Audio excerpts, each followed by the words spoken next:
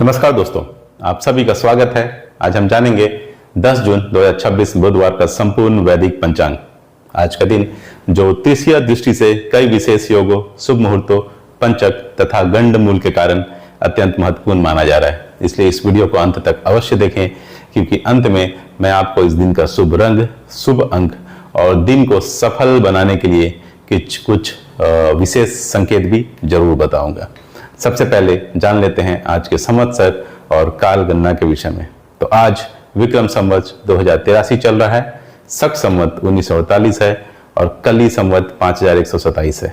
चंद्रमास ज्येष्ठ अधिक मास चल रहा है और चंद्रमा का पक्ष अभी कृष्ण पक्ष है। ऋतु ग्रीष्म है और सूर्य अभी उत्तरायण है। अब बात कर लेते हैं सूर्य और चंद्रमा की स्थिति के विषय में।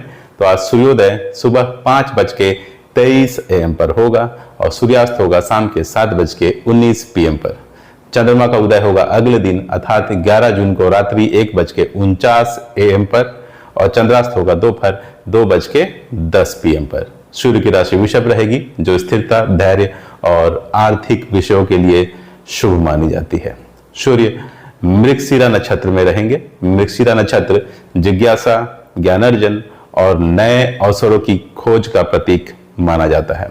चंद्रमा आज मीन राशि में रहेंगे। मीन राशि में स्थित चंद्रमा आध्यात्मिकता, भक्ति, दया और अंतर ज्ञान को बढ़ाने वाला माना जाता है।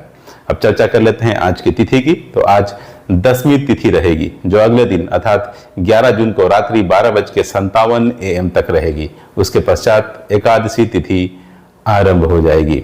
आज का वार बुधवार है।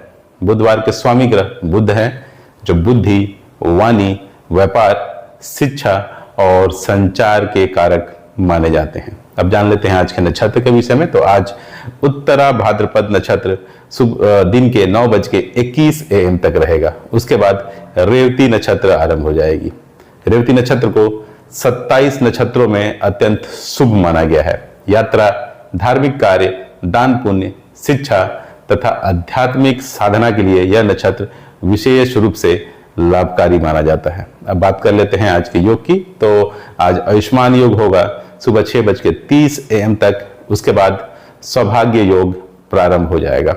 सौभाग्य योग का नाम ही बताता है कि यह सौभाग्य, सफलता, शुभ समाचार और सकारात्मक अवसरों को बढ़ाने वाला योग माना जाता है। इसलिए दिन का अधिकांश भाग एक शुभ योग के प्रभाव में रहने वाला है। अब करण की चर्चा कर लेते हैं। तो आज वाणिज्यकरण होगा दोपहर के 1:52 PM तक। उसके बाद विष्टिकरण अर्थात भद्रा प्रारंभ हो जाएगी। वाणिज्यकरण व्यापार, लेन देन और आर्थिक निर्णयों के लिए अच्छा माना जाता है। अब जान लेते हैं आज के शुभ मुहूर्तों के विषय में। तो आज अभिजीत मुहूर्त उपलब्ध नहीं है, अर्थात आज अभिजीत मुहूर्त नहीं है।